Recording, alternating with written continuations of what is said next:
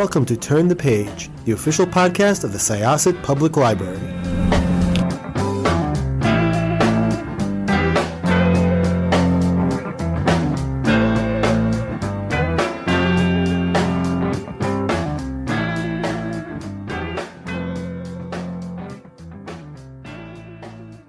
Welcome to Syosset Library's Turn the Page podcast. I am your host, Jessica, and I am here with an author who wrote this really interesting book, and it's been blurbed by like William Kent Kruger and all of these amazing authors, which must it's like the book is great, and then it's being propped up by great authors, which should definitely indicate that you should be reading it. And it's called The Fireballer, and it's like a book about baseball. It's a book about guilt. It's a book about just so many different things and emotions that I can't really put it into words. So I'm actually going to invite the author to introduce himself and kind of just describe the book in his own words and just tell us where it came from. Well, first of all, thanks a million, Jessica, for having me on. I sure appreciate it, and can tell you how all those generous blurbs came about. It has to do with having a good network, of course, and having some friends in the writing community. The Fireballer is really two stories in one, in my mind. And the second half of the story would never have happened if my friend hadn't mentioned the first half. And my friend and I, 30 years or so of trading books and reading mostly crime fiction, thrillers. We're both big crime fiction fans and both big baseball fans. And for years and years, we'd have lunch and chew the fat over books and politics, whatever, baseball too. We both loved the sport. He said one day over a burrito in the park, he said, you know, you should write a book about the first pitcher to ever throw a fastball so fast that there's no time left for a batter to swing. And that's the first half of the book. And you know, it's sort of this existential crisis for the sport itself is, would the sport survive if we get to the point where pitchers are throwing that fast? And right now, at 106 miles an hour, which is the current record, batter has 0.3 seconds to decide whether to swing, where to swing, how to swing, all that good stuff. It's already ridiculous in terms of how fast these balls are coming in. So just to look ahead in the game a little bit was the first half of the book. What would happen existentially to the sport if we get to that point where there's no game left, where, you know, the way the rules are set up now, there's no game left. I kind of like that idea. I thought about it. I've only written crime fiction at that point. I had 5 mysteries out in one series. I had a couple standalones I was working on for my agent, but crime fiction was me. Crime fiction, that was it. I'd go to the crime fiction conferences, belong to Mystery Writers of America, right on down the line. So I didn't think I could necessarily write a literary novel set in the world of baseball. I'm not saying my book is literary, but it's definitely not a genre book. So anyway, that night, my writer brain must have been cooking by itself or just ruminating on this idea, because the other half of the book kind of just came to me, which was a simple question. What if the same pitcher had something really traumatic happen to him in Little League? And perhaps what if one of his pitches hit and killed an opposing player? So I got chills. I called my friend the next morning. I told him the other half of the idea, and he said, boy, that's it. Go. And then I called my agent and bounced the whole thing off him, and he said, go. So that's the book in a nutshell. Yeah. And so first of all, I mean, clearly you love baseball, right? I mean, you know, so as a baseball fan, did you have to do any more research into the game, or did you sort of just come to it naturally? And I'm also curious about a few different things you just brought up and about the character of Frank Ryder, who, by the way, I have to say, one of my favorite things, like I'm reading the beginning of the book and he's reading Dune. And I love that. I love that was the book that he wanted to read. As a sci-fi person myself, I was like, oh, that's really great. You know, I did not grow up in a sports family, but I am a sci-fi person. And I love that there is an intersection, I think, because there's always been this like standard, like, okay, well, if you're into this, you probably aren't into that. And that's not true.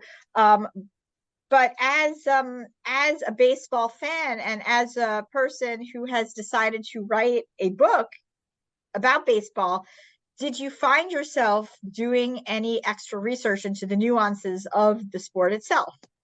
Yes, the answer is yes, and thank God the answer is yes, because I got to read more books about baseball, and nothing made me happier. I mean, I just started devouring what I could in the time I was writing, and kind of going in different directions, particularly around the issue of pitching and reading books about pitching. And there are thousands and thousands of books about baseball and thousands of good novels as well.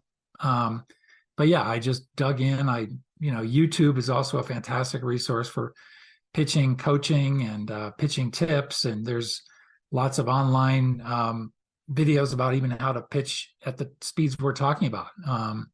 So yeah, I was happily diving into, and my book review archive will show that I was in a real heavy baseball period for about 18 months or so while I was writing that book. And it's just that it was fascinating to me. There's so many different aspects to the game, and that's one of the things I think us fans love about it.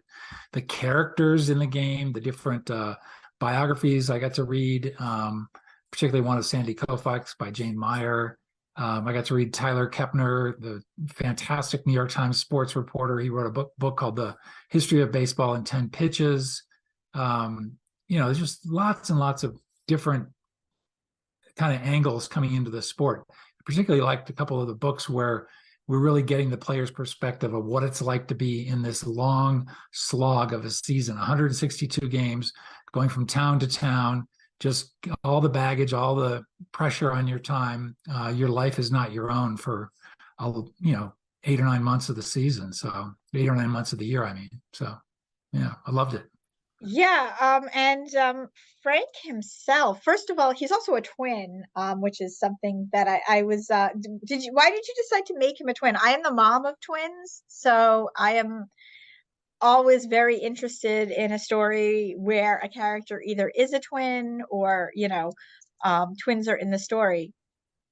Well, I mean, the whole issue back in Little League starts with that horrific day in the Little League park outside Atlanta. And it just occurred to me that there's something about the pitcher-catcher relationship. And if his brother was the catcher that day, obviously the attention is all going to go to the pitcher who threw the ball, all the trauma, all the weight, all the pressure.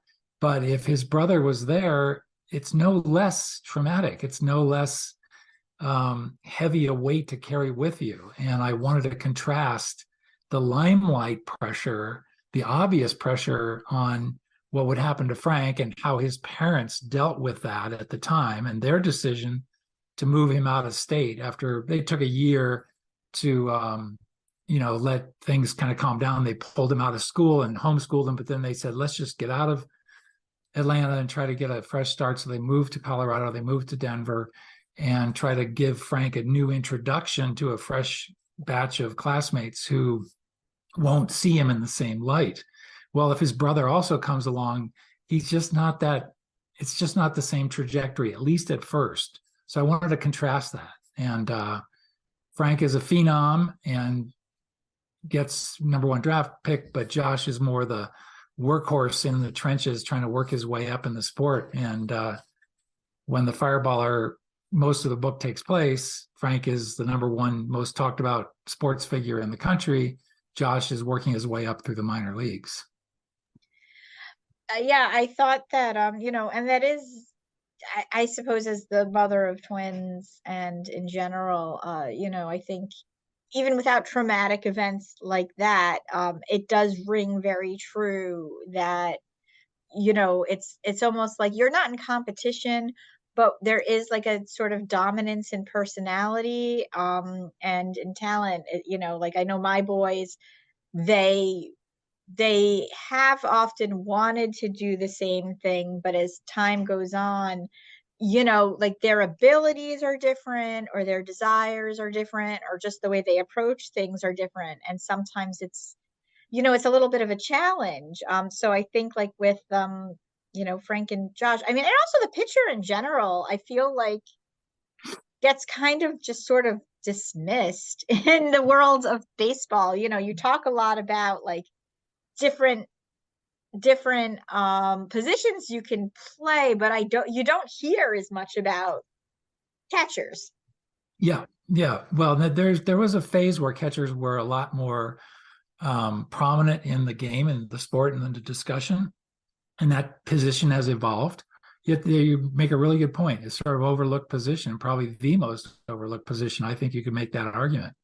And what the work that they have to do, and they're involved in every single pitch. So, I mean, you could run out to right field and never see a ball hit your way the entire game, but the catcher is catching 130 pitches, 140 pitches in a game. Yeah, it's crazy. So you had mentioned also that right now the fastest pitch on record is 106 miles an hour. And if you want to see something, just go to YouTube and put in the name Aroldis Chapman. His speed has come down since he was with the Cincinnati Reds, but when he was with Cincinnati, he threw a pitch at 106 miles an hour. And there are some other guys who've touched 104, 105. 100 is very common these days. And at that speed, it's just ridiculous to think about how fast the ball is coming. Even at 95 is a very, very quick pitch, and it just leaves the batter very little time. So 106, there's videos online of actual games where they cut away to the dugout, and you can see the teammates of the pitcher kind of laughing because they're glad they're not at bat trying to deal with that kind of heat coming their way. Yeah. I like the whole idea. So you have Frank, who is a phenom, as you mentioned, but he's deeply traumatized. He has deep guilt, which is very corrosive, and just about killing another player. But then it's like the thing that caused that is the thing that he's really, really good at, and the thing that he's getting attention for. And it's almost like, I mean, I don't want to, I know it's literary fiction, but as a genre person myself, it's almost Faustian. It's like you get this thing that you love the game, and like the thing that you want the most is to be able to play the game and then not only is your talent possibly going to change the game because people are like, well, is this even fair that he has talent like this? You're looking back on how it affected somebody, how it ended somebody else's life. So it's almost like you're in this big circle of it looks great. They're going to write books about you, and and you just are sort of circling in this pool of guilt, and then like, well, what's the game going to be because I can actually do this thing? Exactly. And then the other related existential kind of question that he has to grapple with, and this is kind of a spoiler, but not too much, it's more on the philosophical end, is had he not had that incident when he was 12, would he have bared down and focused and practiced and been as sort of, determined even because his parents pull him out of team sports after that, and he quietly goes about making sure that he is still keeping in good pitching shape, and he's still studying it, and he still cares about it. But did that drive come from that incident, or was that always there? And so there's a little bit of a question there. And then, of course, as a pitcher, the last thing he wants to do is hurt anybody, but he has to deal with the unspoken, unwritten rules of baseball, which is if one of your teammates gets plunked by a pitch at the plate, you, the pitcher, have to go out there and retaliate. And that's the last thing in the world he wants to do.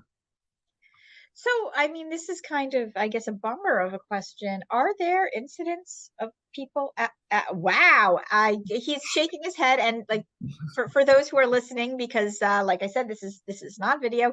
I was going to ask, are there incidents of people actually getting killed by pitches that are just so fast? Well, there's been a pitch in the major leagues that goes back quite a ways, and I'd have to pull up the name, with a quick search. There have been some really horrific injuries, including Tony Conigliaro, who, when I was a fan growing up outside Boston. He was a right fielder for the Red Sox, and he got hit in the eye. This is pre-batting helmet days, and his career was basically ended. There are lots and lots of injuries in little leagues and other leagues, high school. There's actually was an incredible video this past summer of a pitcher in little leagues who threw a ball that hit a kid in the head. And the kid was okay. He went to first base, but the pitcher could not keep going because he was so scared about what he was doing. And the kid who ran to first base after being sort of checked out and everything ran to the pitcher's mound and gave the pitcher a hug and said, "You got to keep pitching. It's okay. This is part of the game." But people are getting hurt and hit all the time. And beanball wars are a thing. If you don't know, that whole issue of retaliation is an actual thing, and their web pages will walk you through the worst beanball cases in Major League history. That is absolutely nuts. Yeah. It is nuts. And as the book says, and I've heard others say, this is not an original thought on my part, but if a pitcher can throw a ball and purposely hurt somebody, why can't a batter walk out to the mound with his baseball bat and take one good free swing at a pitcher and just hit him anywhere he wants to? I mean, it's barbaric. Yeah, it really, really is. Yeah.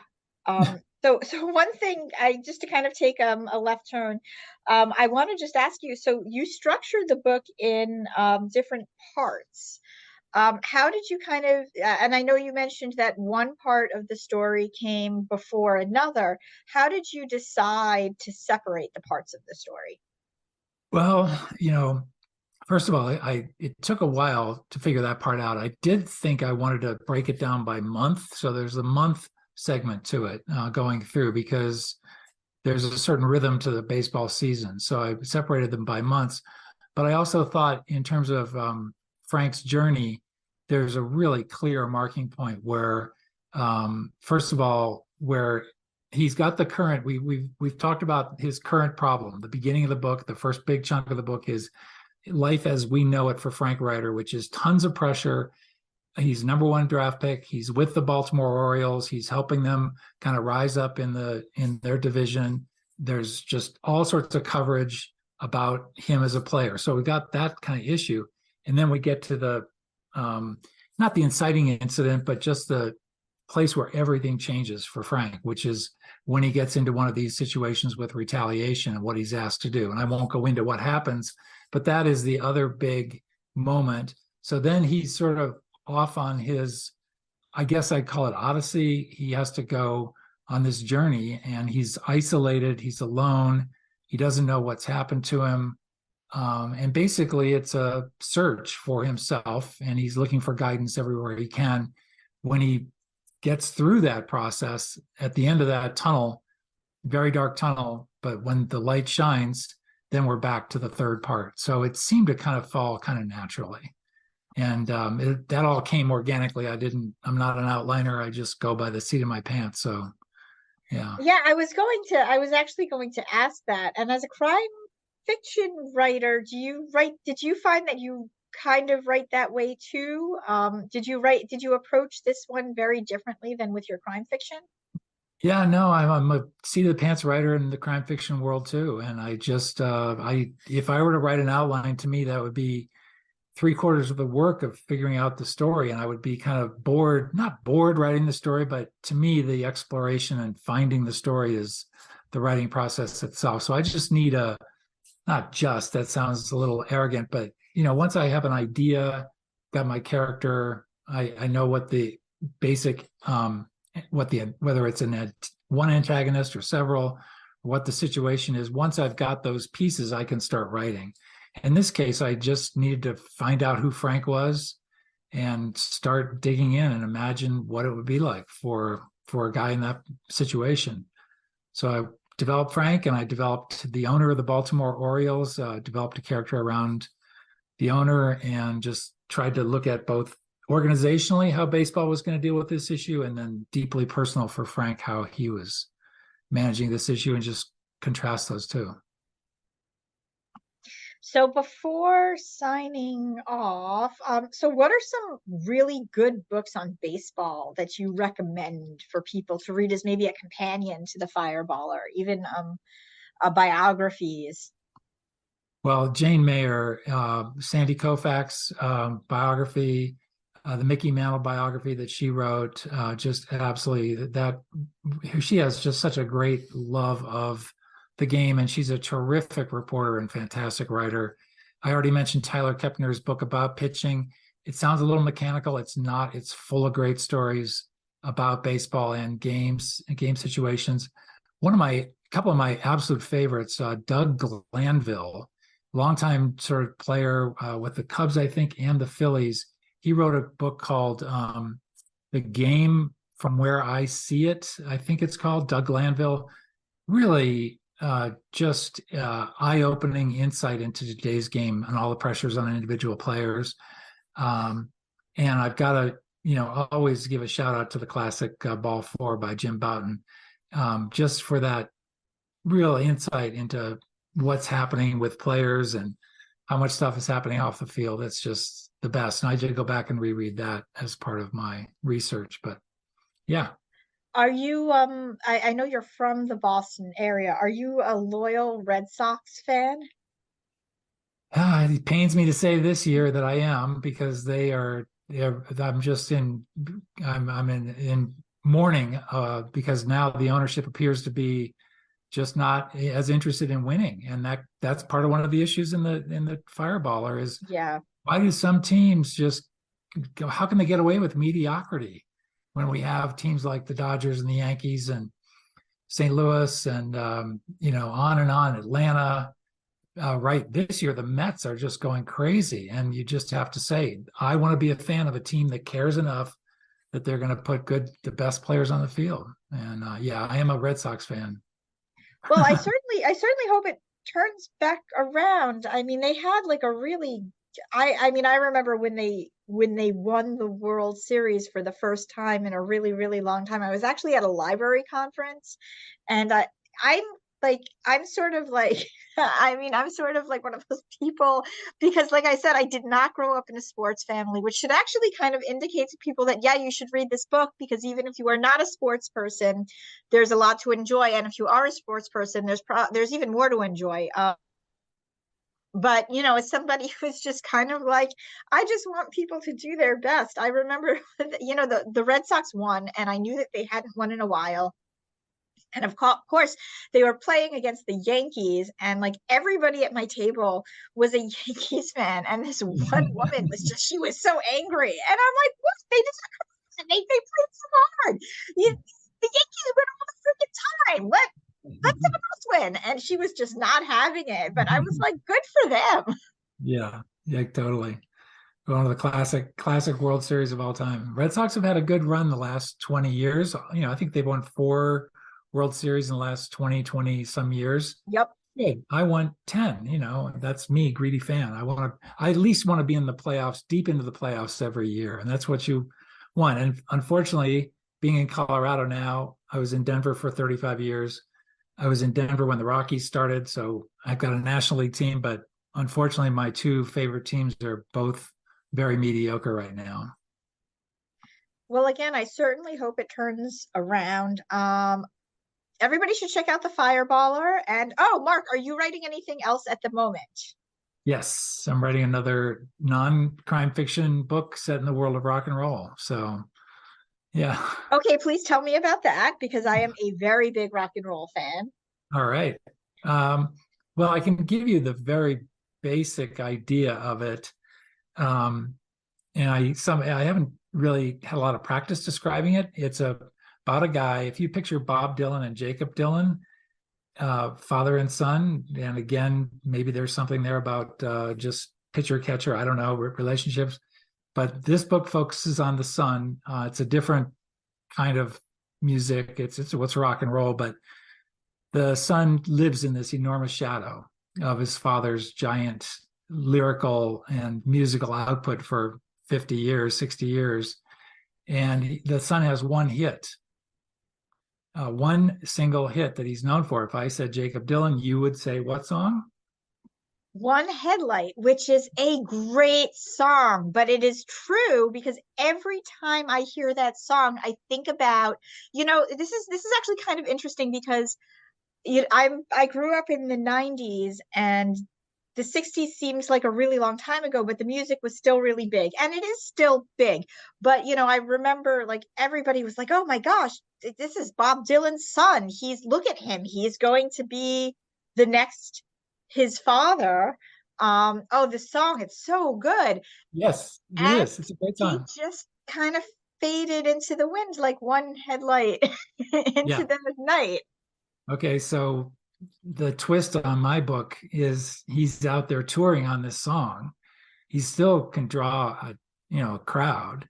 He's gone from planes to buses to vans, because the whole rock and roll industry is collapsing on itself, and et cetera, et cetera. But the twist is that one hit he had, he claims to have wrote it, but what if he didn't?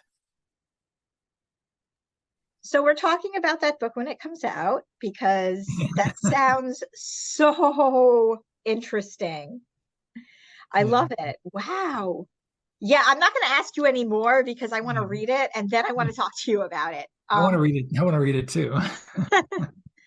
All right. Well, once again, this was Jessica with Syosset Library, Turn the Page podcast. Oh, you're the son of two librarians, right?